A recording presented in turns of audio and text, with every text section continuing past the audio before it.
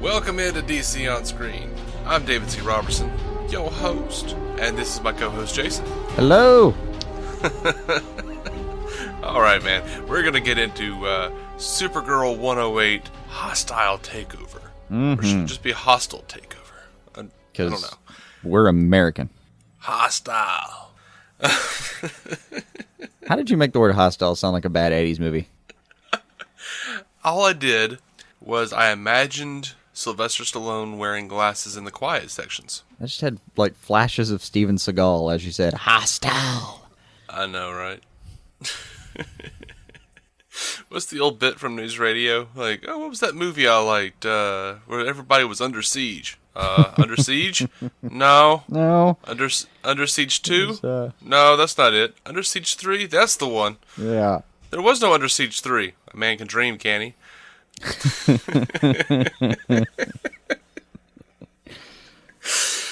Dark days, that one. So, yeah, we're going to get super spoilery on Hostile Takeover. Dude, I mean, finally, right? Finally, Cat Grant figured it out. Yeah. Really happy with everything. Actually, everything involving her this episode. And some of the most fun you have watching Cat Grant is when she's just toying with somebody. Mm-hmm. Like when she calls in Whitey McWhiterson. I'm sure he has a name, but they clearly painted him as what did they call him? Oh, right. The personification. The personification of white privilege. There you go. So, Mr. Saxon or whatever the hell his actual name is. When she's just toying with him, it's really fantastic. I always enjoy just watching her bat somebody around. But at the end there, just unraveling Supergirl's little, let's face it, absolutely thin veiling. Right? Really loved it. Although I did kind of, at the end when she's like, take off your glasses, I kind of thought, come on, really? Like, that's going to be it for you? And there's even a small moment, like you can see her eyelids just raised just a little bit when she sees her without the glasses. I think, come on. Mm-hmm. You've worked with this girl for years. She's never taken her glasses off. Yeah, but she still keeps calling her Kira instead of Kara. So yeah, that was weird. I kept wondering if I've been writing her name wrong the whole time. Yeah, no, she's been saying it that way the whole time. Yeah. So, she only remembers James's name because he's James Olsen. Yeah. Otherwise, it's Kira and Wit. Yeah, or that, what was it, that handsome... I wrote this one down. Handsome little hobbit that has more cardigans than you do. Yep, I wrote it down too. I just had to find it. There it was. Made me very happy. Not as much... I really loved Kat, this one, but the best moment by a long shot was her pouring 2 fingers of M&Ms. Mm-hmm. That got a little bit of a howl from me. That was funny. That was good. That was genuinely funny. Yeah. Oh. So, right at the onset, though, Aunt Astra's, or Aunt Astra, however you prefer it, is fighting Supergirl, and she says, shield yourself in the right substance, kryptonite becomes harmless. But she wasn't shielding her head, so... Yeah, I don't know. That part was a little... What?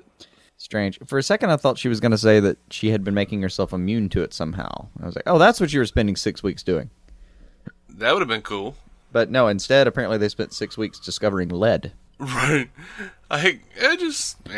Well, okay. I'm glad they didn't do the immune thing, because I'm like, well, dude, Superman, come on, man. You're Superman. Go chill out in Bruce's bat cave for a minute. He'll lock your ass up. Mm-hmm. Get immune to kryptonite. Mm-hmm. I'm sure he's got a plan. But there would be no drama in my scripts then. Yeah, you're right. We have to have it. He's kind of right. You still got magic. Yeah. I don't know why, but I really enjoyed the idea of Cat Grant being hacked. I laughed when I saw it. Mm-hmm. And then I thought, oh, this is going to wind up being some really deep character stuff with her. Yeah, I like the stuff with her, the Adam Foster. I kind of hope we meet him at some point. Oh, we will. He's actually being played by Melissa Benoist's real-life husband. Oh, cool.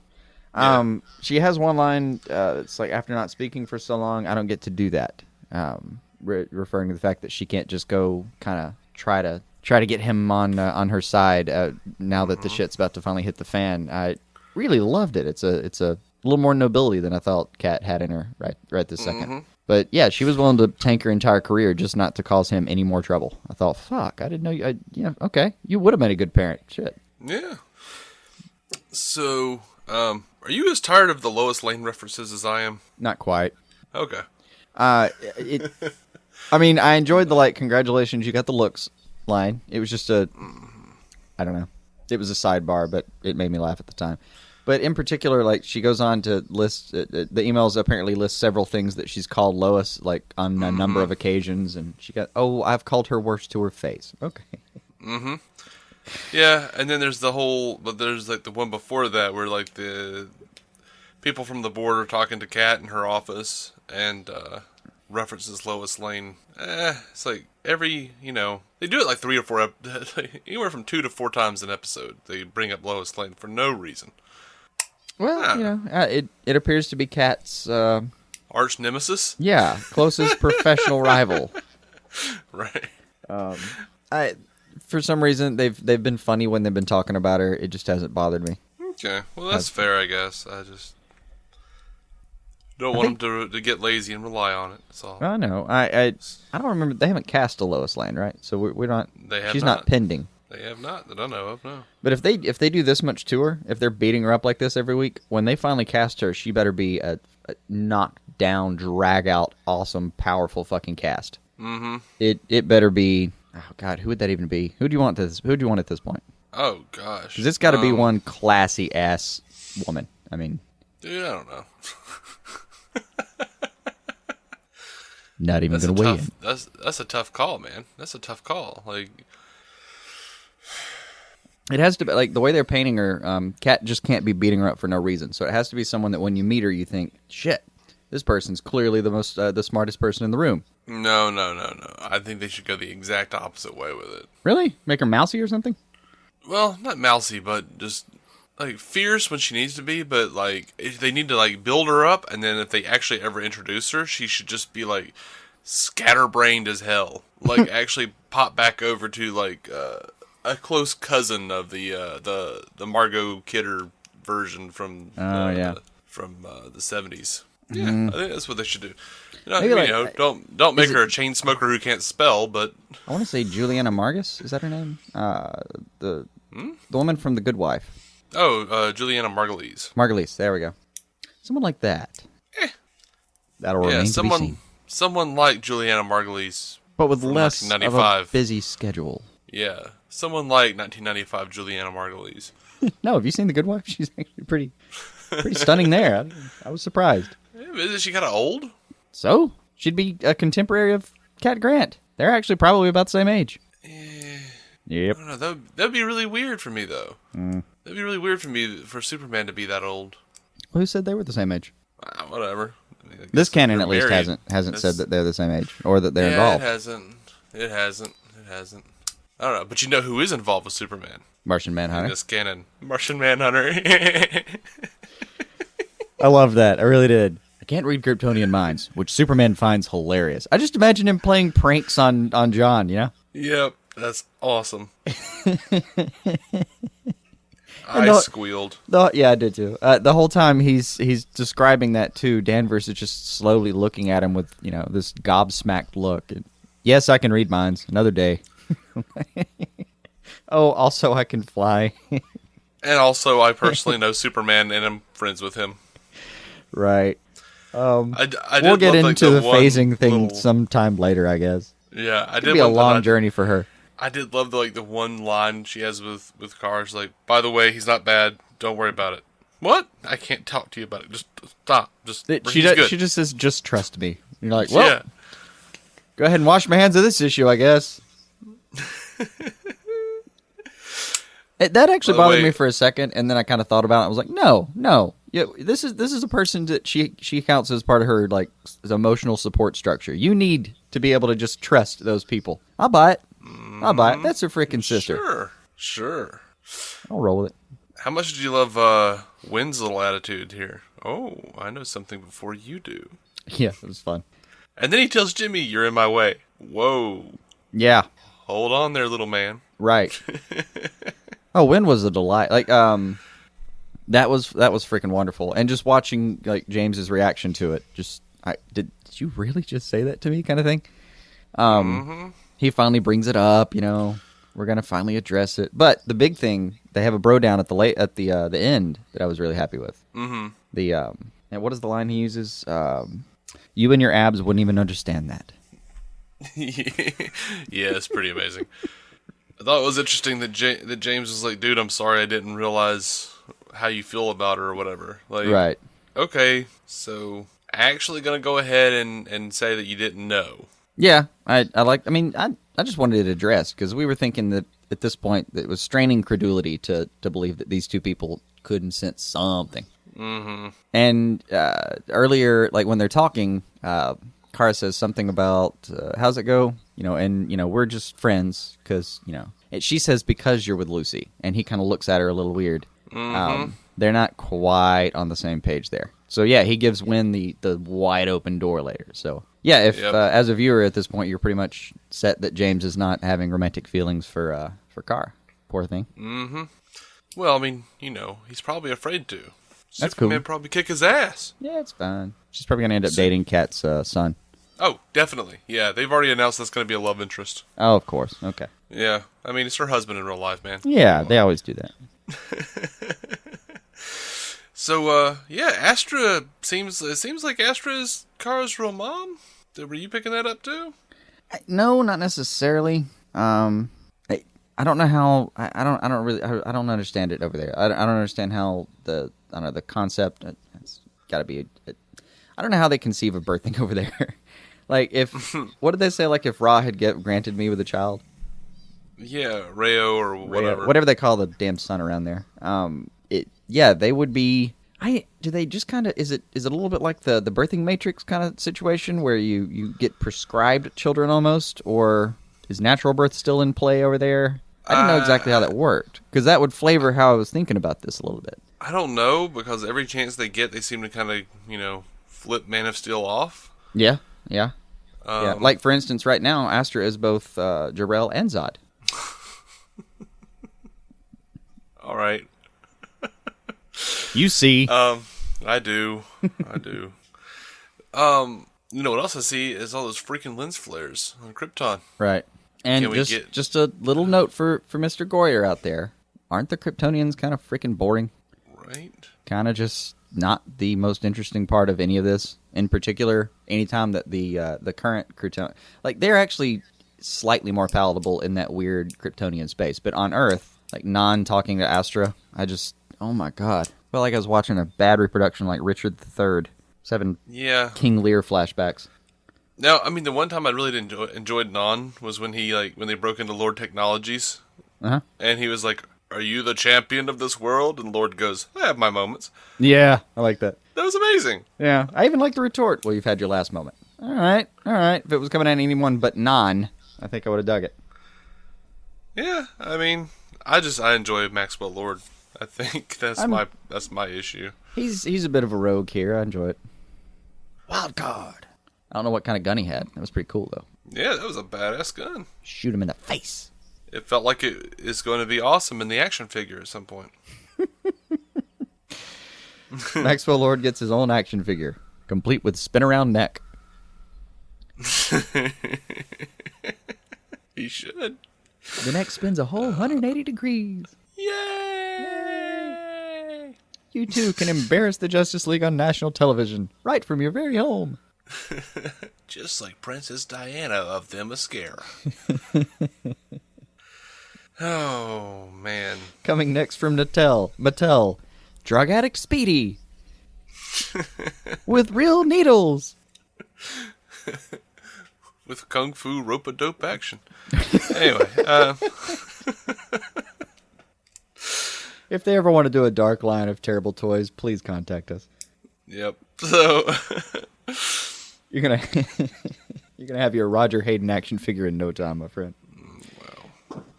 So watching Kara fight Alex in that whatever Kryptonian dampening chamber, whatever they got. Training thingy? Yeah. Dude, I cannot help but notice how truly dysfunctional Supergirl's costume is. Why? Like, she's like trying to do like karate kicks and stuff, and she's got this like awful skirt. I don't know, man. I didn't even notice.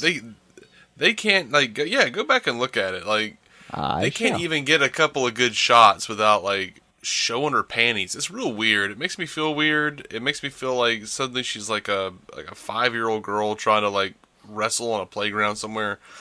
Like, okay, let's put her in pants. Like, Supergirl has had plenty of pants over the course of the mythology. It's okay. We've done the classic costume. She doesn't need a skirt. You know, I'm watching it again now. I'm just not. I don't know. I'm not at all struck by it. Mostly when I'm watching the training scenes, I really love the choreography. I've enjoyed the hell out of that little training station, whatever that is, the sparring ring. Mm-hmm. Yeah, I'm not. Yeah, I'm good. I'm fine with the skirt. She doesn't look weird to me. She does to me. Well, there we go. Now that we have that settled. CBS. Come on, CBS. Give her some pants. It's a modern world. She doesn't need a skirt. Oh, man. So about half the time, this episode had some terrible flight effects, didn't it? Oh, yeah. The when Astra draws her out and they have the conversation. Yeah, it was bad. It was so bad. And I was sitting there trying to figure out what the hell they're doing. Because while they're talking, you can see they're kind of... It looks like they're just on the ground and, like, moving around a lot. Looks like they're doing, like, Kapiwa, whatever that freaking weird dance exercise thing is. Mm-hmm. Sounds I don't know what you're talking about, but okay. I don't know. One of those exercise crazes that we know very little about. Mm. Kind of sounds like capybara, but I'm almost sure it's not that. Because that's a real thing. I know the exercise craze. Get a beer. You've already lost me. You get up, you get a beer. Oh. Sit back down. Sit back down. Yeah, the diminishing 12-ounce lift. 1, 2, 1, 2, 1, 2. The 12, 11, 10, 9, 8, 7, 6, 5, 4, 3, 2, 1 ounce curls. Right. I did laugh when she was dragging Astra back into the DEO, though. Oh, yeah, that one was a little bit of a howl for me. Like, drags her in like a dead cat. Exactly. I mean, it was like, that's the way when you're a kid and you're told to take out the trash and you're like, I wanted to play video games. And you like drag the trash behind you out to the street. That's how you drag that. Yeah. And then, like, she goes off to do her own thing, and Alex calls her and says, Astra's awake, so she says she'll only talk to you. Oh, fine. I'm like, who cares? Why do you need to talk to her? Just keep her in her damn holding cell. Why are you... No.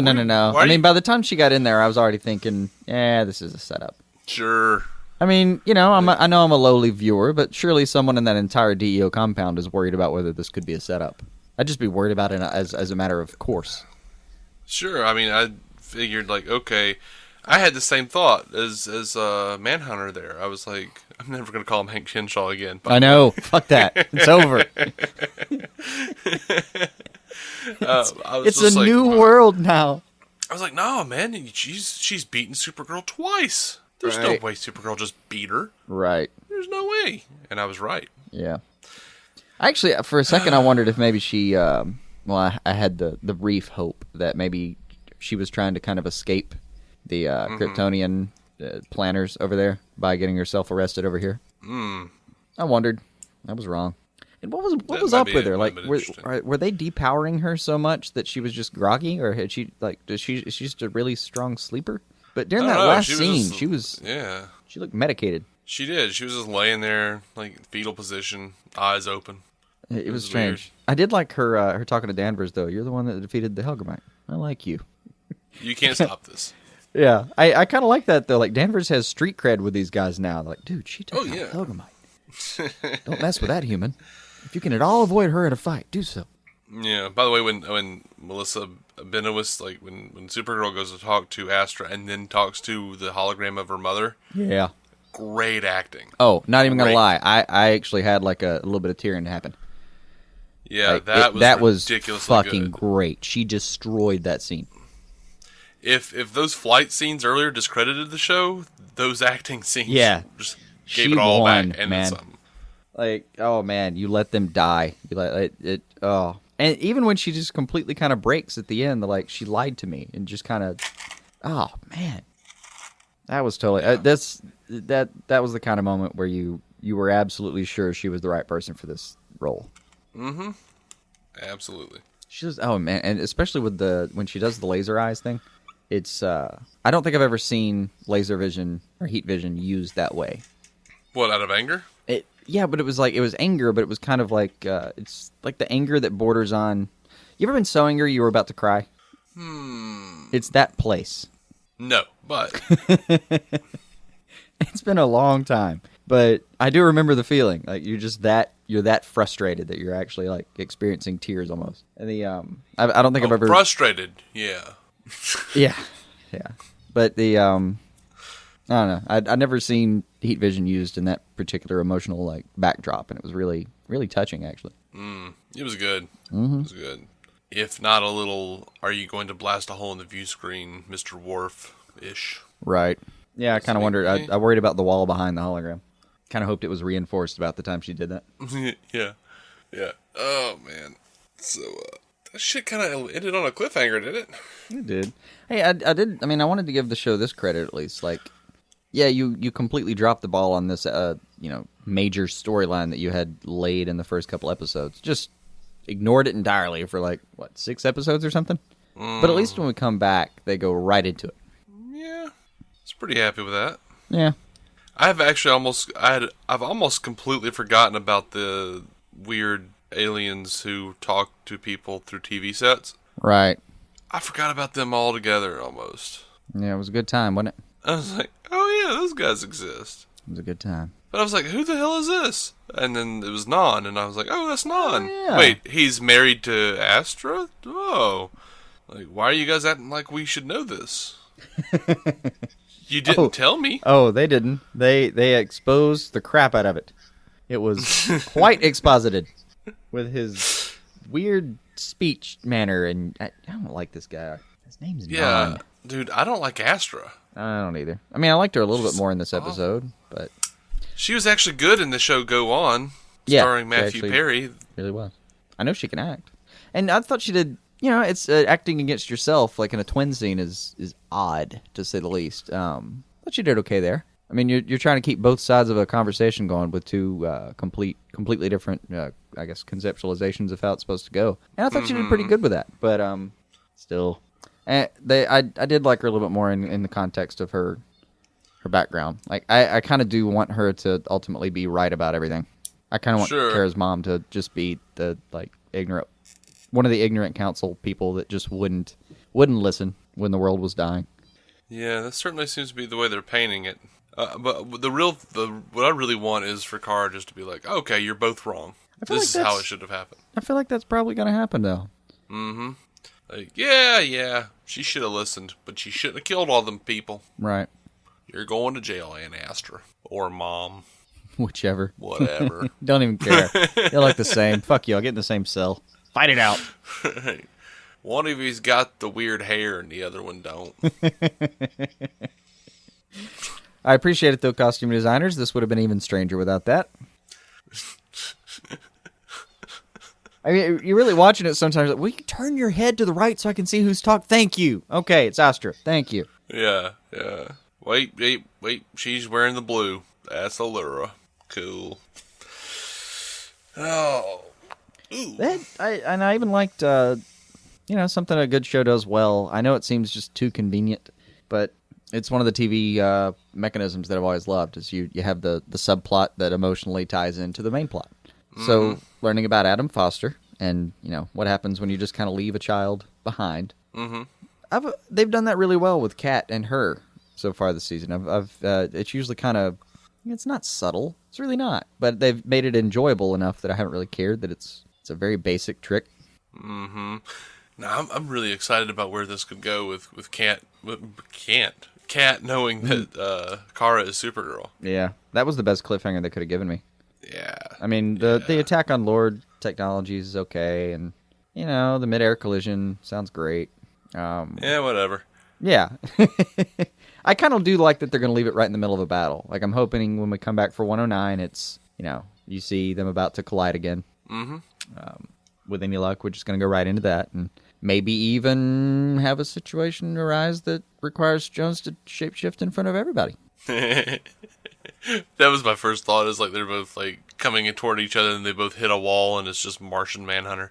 Right? just between right them. in between them. Yeah. Yeah, like he's gone back to visible. Right. And gone back to his true form, if at all possible, please. Yeah, except he's all gooey, so they don't actually hurt each other. They're just like stuck in like a flypaper type situation.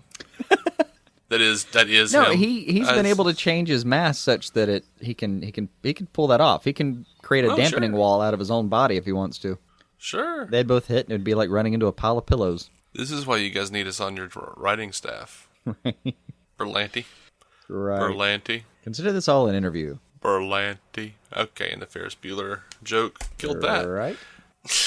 We were so close, Dave. We weren't close. I really am. No one wants... I'm much more excited about Kat than I am the fight by a long shot. How crazy is that, too? Like, when the show was about to start, we were like, Callista Flockhart, what's she doing here? Right?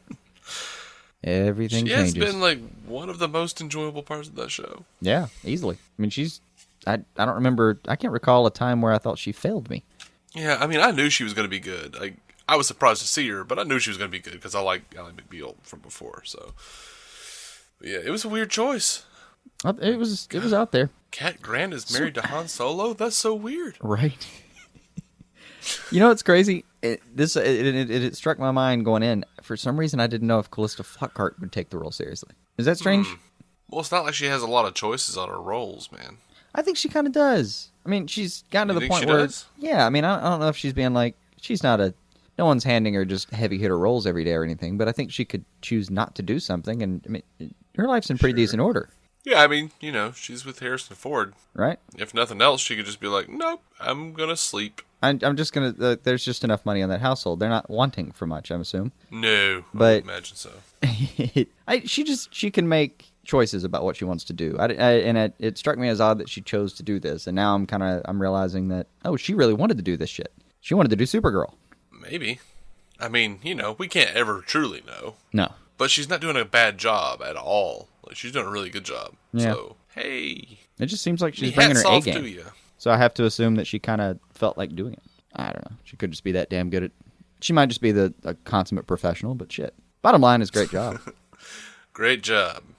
I think that does it for me on this episode of Supergirl, man. Yeah. How you feeling about the spring comeback? Man, I'm... And I know I'm excited about it. I didn't get to see the runner at the end of the episode about next time on. Yeah, I couldn't find it. I couldn't find it anywhere. I didn't get to watch it live, so I didn't get to see it. Yeah.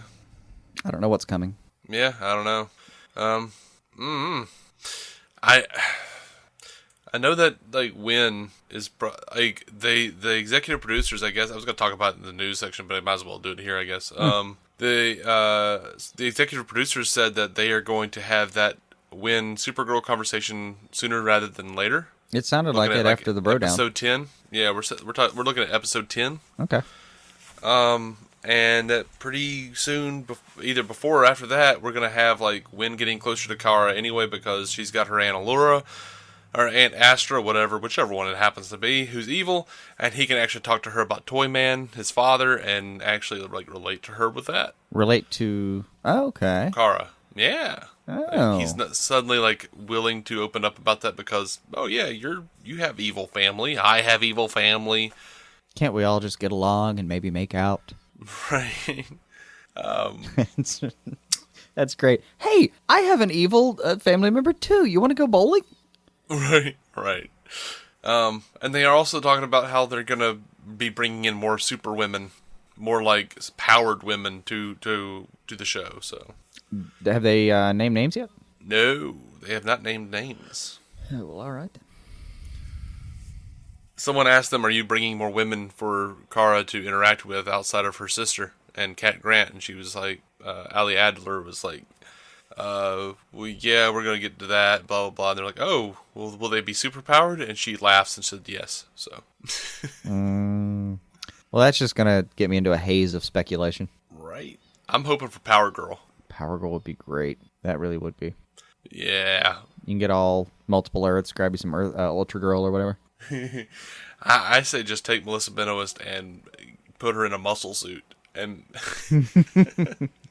give her a strand of hair so we know which one's different. Yeah, or just like a wig with shorter hair. Whatever. I don't care. I wouldn't know where to that'd start, be cool. though, on... Yeah, that's going to be fun to think about for a few weeks. I think for a while. When do we get that back? I don't know. I'm going to take a look. When do we get Supergirl back? I don't know. Finish your thought. I'm going to take a quick look. I'm assuming we might get Superwoman out of Lucy Lane if they keep her around for any length of time. That'd be cool.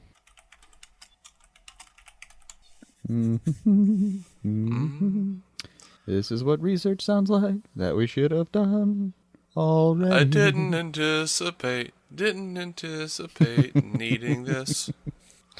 I got January 16th. Oh, sorry, January 4th. God, that's quick. Yeah, that is pretty quick. Blood Bonds. With Astra in captivity at the DEO, her husband, Nan, captures Hank, leading to a tense standoff between the two sides. Also, Kara continues to refute Kat's allegations that she is Supergirl. All right, so we're going to devolve, apparently, in the first episode. Yeah, whatever. That sucks.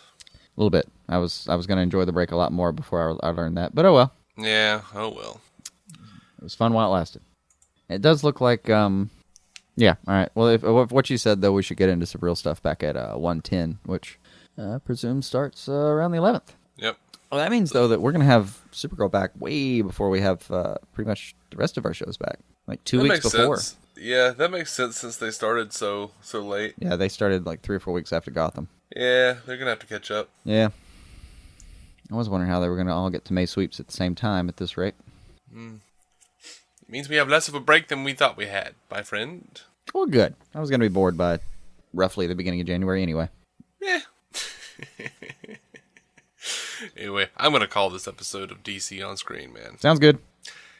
We are DC On Screen. You can find us at dconscreen.com. Every episode is there. You can also find us on iTunes and Stitcher and so many other places. By the way, we did an episode, a giant size episode of the Marvel Cinematic Universe. Jason and I both went over there.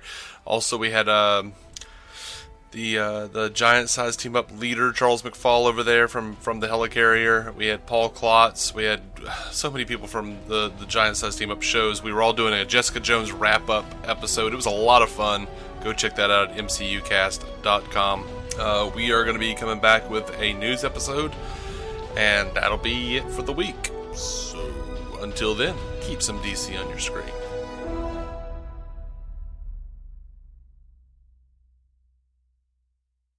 I'm watching it again. Watching what again? You left me alone. You sent me away. How could you do that? It was really good. God, it was really good. I'm surprised. Mm-hmm. I didn't even know the show had that in it. All right. Like, took me by surprise. I was watching it and suddenly I was emotional. When did that happen? It's like the middle of the day on a Saturday. What the fuck? I'm supposed to have any feels right now. I just woke up an hour ago. Okay, round 2. Name something that's not boring.